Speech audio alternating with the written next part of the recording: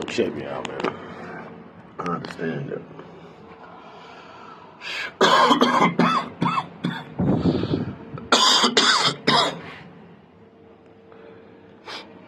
Before my vacation in '09, I'm guessing from '06 all the way to '09, I just wasn't on the planet Earth as far as like basketball and shit, nigga. Like I just was not in tune. After my nigga passed, not doing nobody taking it, but unfortunate circumstances in my nephew.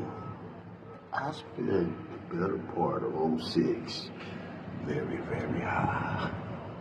Especially off the cough syrup, and I was on them bars and all that at the time for real. The prescription drugs they talking about, it's a big deal now, now the whites is on the opiates and all that. I was a part of that wave. I was in the streets selling those type of things, but since it's statute of limitations on those things, and I have already done that time, I have no problem with speaking about it like that. I currently don't drink at all. That's not why we're here. Fuck all of that. The Netflix Untold shooting guard shit is the shit. I've been seeing Gilbert Arenas on the podcast tip talking nothing but good game. I didn't know who the fuck that man was like that. Because as I just explained for the better part of a few minutes, I was not in tune. Your name wasn't Melo and LeBron. I wasn't even checking for you. And the things wasn't moving like they're moving right now. I watched the whole NBA Finals without watching the NBA Finals. Just kept the score on my phone and checked in and out because there wasn't no teams that I was into. The shooting guard shit is one of the coldest ones I've seen, one of my most favorite. It gave two different perspectives of two different guys from two different backgrounds. And then it gives you the results of what happens if Timberlands get their raising. You know what I'm saying? It's a cold motherfucker to be.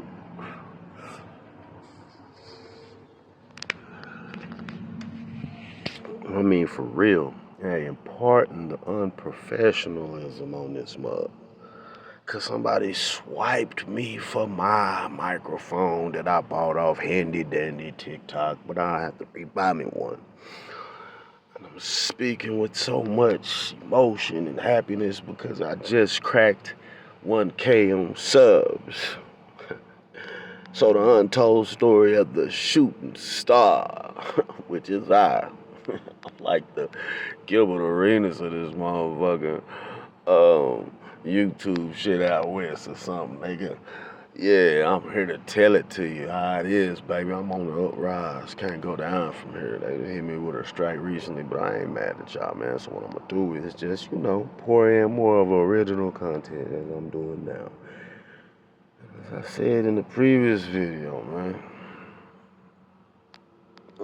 Gilbert Arenas was under the radar for me, man.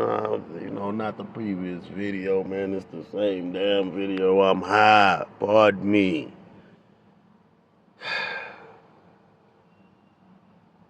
I missed out on a portion of this Gilbert Arenas thing due to the fact that I was high off shit most of the time. Yeah, that's right. Yeah, that act was still in the vicinity, man. That 05, 06, 7, 8. By the end of 8, man, I was through with it. But for them years in between, I was out there. So I remember hearing about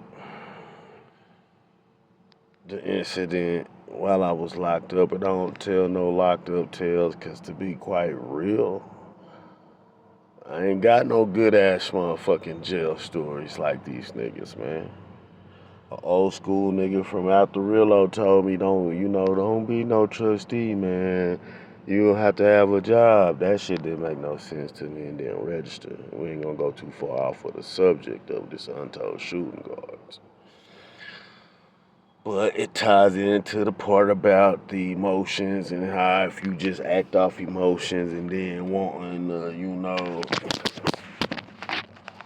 y'all pardon that fumble, wanting to know, total line of who you are as a person. And that can land you in prison. Ain't no other way to put it.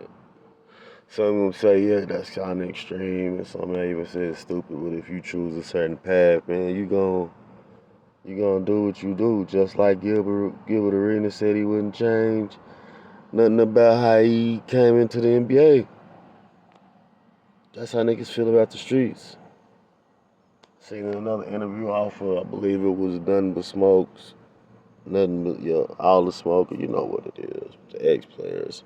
But it wasn't Mr. Jackson, it was the light-skinned cat. Half-breed gentleman, older cat. He always talk real and all that. Y'all know who I'm talking about. If you know, you know, you know. And, I said, Gil said he made that statement and he was like, that's not real. Being loyal but you was loyal to how you grew up. And although it didn't land him in prison, that's just the game we play. We don't need no sympathy for it if you signed up for it. I don't even waste my time really speaking too heavy on civilians' opinions on street cats. It is what it is, no matter where we at, a regular job, NBA, whatever it is. Once you choose that path, that's what it is. And you gotta take whatever come with it. But this was a bad and cold motherfucker. And all of the shit that they was, all the possibilities of what Gil could have been in his career. Man, he clearly, after that incident, man, we didn't have it. Apparently, he ain't have it in him to keep going, man. We just keeping it a buck.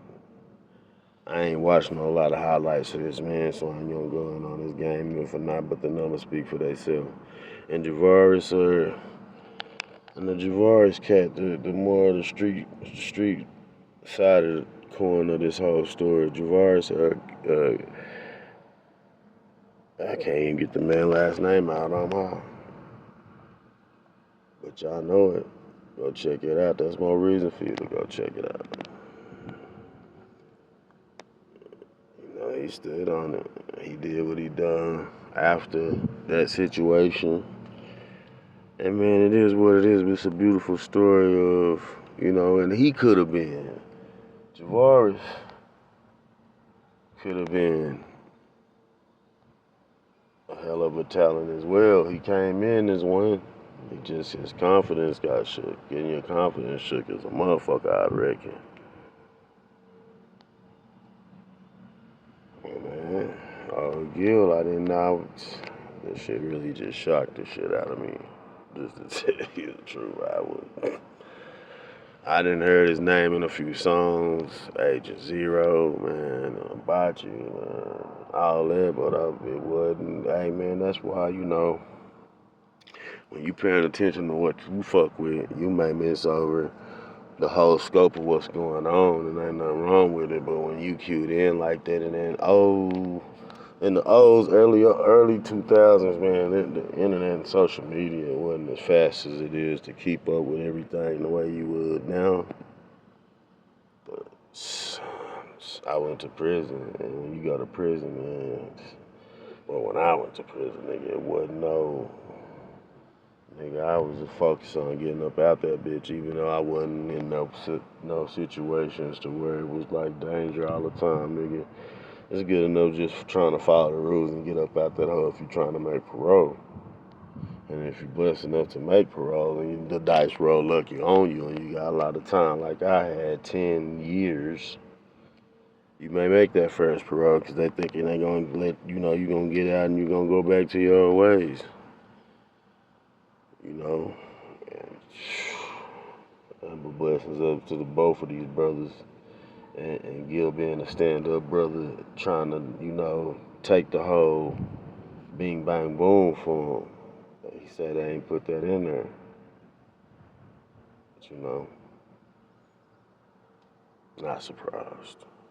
A hell of a motherfucking doc to go watch. I loved it, man. And if you're one of my earlies, one of my AMs, if you wanted this 1K subs, man, y'all go check that shit out, man. You gonna enjoy it, man, for real. And if you made it this far in the video, like, comment, and subscribe. It will get better. I promise. A couple minor setbacks for the major comeback. That's it. That's all. Man, untold shooting guards. Yeah, that more. I wish I had 2 more thumbs so I could give it 5 thumbs up, nigga.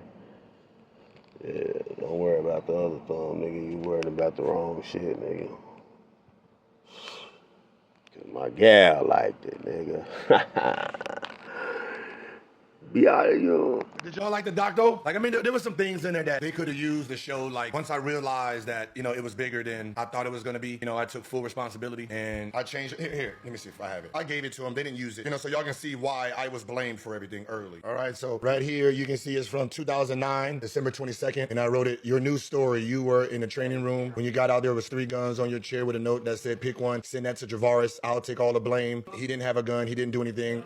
I'll come up with the rest of the story. And that's all he needs to say if we have to talk to the NBA office. I didn't know the police, the police even wasn't involved, but, for the NBA, I basically, said, yo, just blame me. I'll take all responsibility. My fault. And that's why it was so heavy on me. And then that's why I didn't go to, that's why I didn't do no jail time, because I used all the evidence.